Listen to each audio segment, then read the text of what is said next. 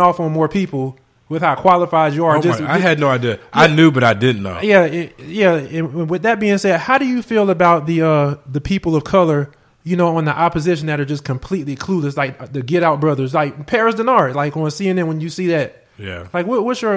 I mean, I obviously don't know what your take is, but how do you just feel when you see those guys like brainwashed? What's their angle? Just to be. Yeah. So I'm evolving as I age, and let me put it to you like this. Not to get real spiritual, get deep on y'all, but when Christ was on the cross, he said, "Father, forgive them, for they know not what they do." And it's because people weren't enlightened and aware of who he was as the Son of God. And so in my context, for people who are on the other side, most of them might not even know what they're doing. It's some value in being a contrarian. You know what I mean? So think about the context of if for people who don't like one sports team or another, or people who just hate LeBron for no reason, or people who hate Jordan for no reason, because everybody likes Jordan and everybody likes LeBron, they'll take the contrarian position to say, "Man, I can't stand LeBron James," and they don't really know what they're doing because they don't evaluate basketball and they don't know people's skill level and their aptitude and their accomplishments, but they'll take that contrarian view. So you have these people on Facebook, on social media, who literally just trying to be the contrarian to say something because they know it'll get a rise out of people. But you also have people who have made a conscious decision that this is where I see the world and this is how I see. And so when I say I evolved, I recognize that black folks are not a monolith and that people come from different experiences. There's some people who spent their whole life working for their family business. It's like my wife. My wife's mom is arguably the most successful black real estate agent in the history of South Carolina.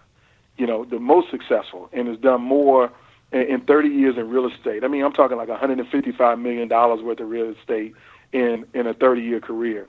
And so for people who grow up in a nice family, nice community, have done well for themselves, and see how the tax system burdens them, or they see how they get the short end of the stick as a small business owner trying to grow it into a large business, they develop their philosophy around life and around the world. And they hate taxes, and they think government gives away too much, and they think, Donald Trump might represent their best interests. And so I'm okay with them having their position, but if you're going to come at me, your game better be tight, and you better know what you're talking about, because if you don't, I'm going to expose you like a left tackle whose foot ain't on the ground on a speed brush. I'm going to get to the quarterback. So pancakes. Because, Gunn, we're going to move on because this has been excellent, but I want you to give us, because I think it's that serious for listeners, give us the doom and gloom of what would happen if Obamacare was repealed right now for what let's just say the first leg that they passed through everything and it became law. The doom and gloom of what would happen, because maybe this would motivate people to become a little bit more active. The doom and gloom is that 124 million people will lose health insurance. And let me be clear. There will be more people uninsured after this law passes than there were uninsured before Obamacare even became a law in the first place. Oh, wow. That's serious. So it'll be 4 million more people uninsured after this thing passes than before Obamacare ever existed. That's the first thing. The second thing is our economy will take a dive, a significant dive, and let me tell you why. The healthcare industry is 20% of America's gross domestic product. 20%. 20%. Wow. And part of the reason why we came out of the recession the way that we did in such stability is because Obama did healthcare reform in the middle of the recession. Like if you go back to 2009, go back to February 24th, 2009, Barack Obama's first speech before Congress. In his first speech, it was about rebuild, restore, and recover the American economy. Mm-hmm. In the middle of that speech, Barack Obama said, that's why we need to pass healthcare reform now. And some people were like, why is he talking about healthcare reform in the middle of the speech about jobs and the economy? Because he knew that healthcare was 20% of GDP and that it's a recession-proof industry if you invest in it. And so by shoring up our healthcare system, we built the economy, because guess what? Nurses can't be shipped overseas to India and China and Pakistan. They got to work right in your community. Yeah, right. And nurses make $90,000 a year. Okay, and so in this regard, if you employ a nurse and your community got more nurses than somebody else's community, those people buying groceries, they spending money at the entertainment places, the movie theaters, the putt-putts, and all of these things. And so you create other jobs when you invest in healthcare. And so when people got disposable income, they buy other stuff. And so our economy came back because more people got health coverage.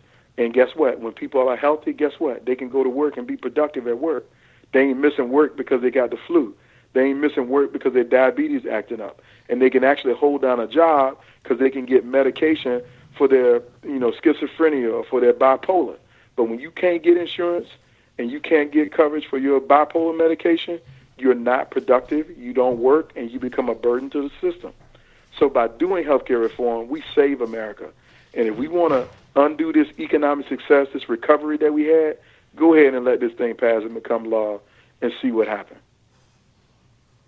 Well, dang.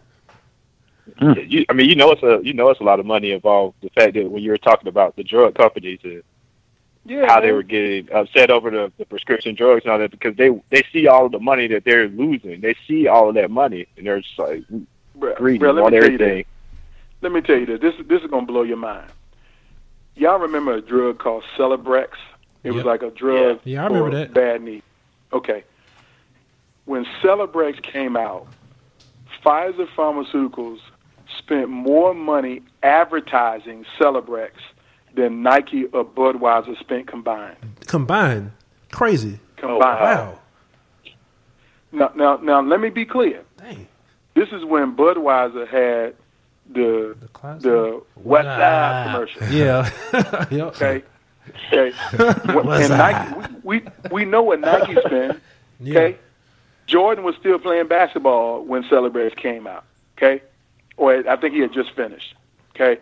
So in that regard, if you got a drug company spending more money than Nike or Budweiser combined to advertise their product, how much you think they're making on the product sales themselves? Oh, yeah. Mm-hmm. Jeez. So, and just watch TV any night. Just go home and turn on CNN or any station that you want to watch and see how many erectile dysfunction pharmaceutical commercials come on. They advertising in prime time doing NBA games. Yep. That ain't cheap. You put on the game show network, and that's all they show. They know ain't no old people watching that. Exactly. The money is there. Cialis. Well, maybe every other commercial, man. I think that was excellent, because I think the biggest thing, at least in our community, everybody in our community knows someone that would be affected if they didn't have health care, because we don't have like generational wealth like others do. No doubt. So and even if you got generational wealth, look at the Kennedy family. That family alone is, Ted Kennedy fought so hard for health care because he knew how much their family spent on taking care of family members who had health issues or disease or got in car accidents or had other problems. So you can't escape this. I don't care if you got $1 billion. Do you really want to spend your $1 billion on treating cancer? Because my dad, who passed away from cancer last year, the 3 cancer drugs that he was on, every time he went for a treatment, it was $150,000. Wow. He had to go through 9 treatments.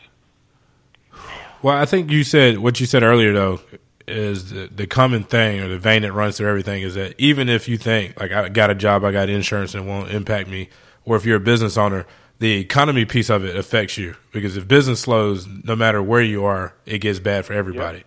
And then if you're poor or less fortunate or don't have those resources, then of course it's going to impact you. So no matter what, it impacts you. And I think that's probably why everybody's so united on that front about healthcare in general. But we just kind of wanted to clear it up. Yeah, man. Well, I appreciate it. And I'll pivot to hip hop on this note. Yes, that's where we're about to go.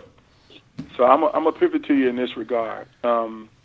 There's so many artists. Most people don't know nothing about the music industry, so they think when a rapper got a record deal, that they got health insurance and benefits the same way they do with a 401k. Okay? You're an entrepreneur when you're a rapper. I don't care what label you sign with. A label ain't giving you no health insurance coverage. Okay? If you got a pre-existing condition, the way Phife Dawg from A Tribe Called Quest had diabetes, or T-Boz from TLC got sickle cell. Okay? Okay. Or Lil Wayne suffering from seizures. Or Boosie paid $90,000 out of pocket. Damn. Right. You got to take medication for all of that stuff. Okay? And you ain't got no health insurance coverage. You can't pay for them drugs out of pocket. I don't care how much money you're making. So we've lost so many artists in music because they didn't have health insurance. I never thought about that too, because people you know, it's always the most talented ones that get taken, and they try to make it overly spiritual. That's the first time I've heard a concrete like boom. You know what I'm saying? It makes a lot of sense. Because we think they're working for these labels. Yeah, that's right. They don't work for the labels. I mean, there are even some artists who could have produced more music if they were able to get treatment for their addictions. I mean, think about, even go to somebody like Rick James, Michael Jackson, Rick James. I mean, even Prince. All of these people died with some kind of drug in their system, okay? And it's because they probably weren't getting appropriate levels of care treatment because they weren't in a health care plan the way they needed to be, and they were self-medicating or finding some doctor that they were paying out of pocket under the table. Right. Exactly. Dang. Man, I put it this way, though. If I was thugging, though, I would definitely take that in consideration if I got to pay for, like, bullets and stuff to come out. Yeah. Like, I mean, you... No doubt. Seriously. I mean, that take I would, like, calm it down. Like, I ain't even got beef because I can't afford the beef. Because if I got to go to the emergency room. Man, I remember I helped Pharoah Monch sign up for coverage. I mean, I was talking to him kind of like, once a month early on, but he kept asking, when is this Obamacare thing going to be real? When it's going to be real? So as soon as January 14, 2014 came around and the Affordable Care Act, you could sign up for coverage, I was helping Pharoah Monch enroll in coverage. Wow. And he talked about that. The reason why his second album was called PTSD, because he talked about the depression that he went in after his first record label deal went south, and he was in depression. And he stayed in depression so long because he was uninsured, and no counselor or therapist would see him and give him treatment. That's crazy, man. Wow. That's a whole nother like perspective. I've never would even think, because you're just saying they're wealthy, they're well off, they got all these millions of dollars, but healthcare, I mean, you get that stuff dries up quick if you got anything halfway serious.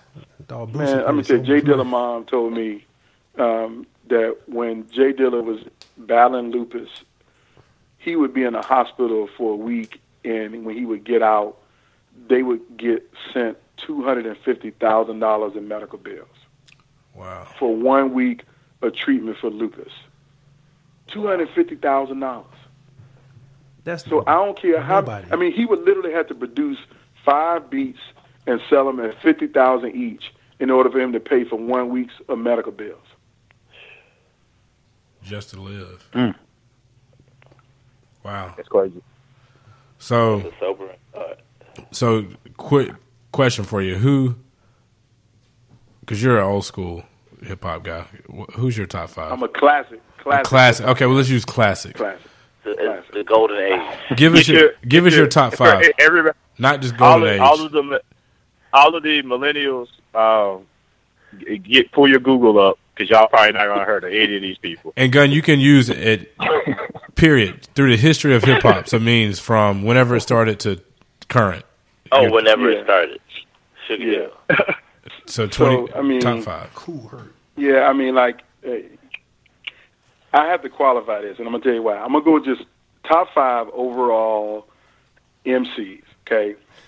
Top 5 overall MCs. If you were talking about lyricists, I might have a different list. But if you were talking about top 5 overall MCs, the number 1 on the list is the alpha and omega of an MC. Alpha and omega. Your favorite rapper's favorite rapper, favorite rapper's favorite rapper. GC? And his name is Rakim Allah. Okay, true. People know him from Rakim. Okay. I knew he was going to say that.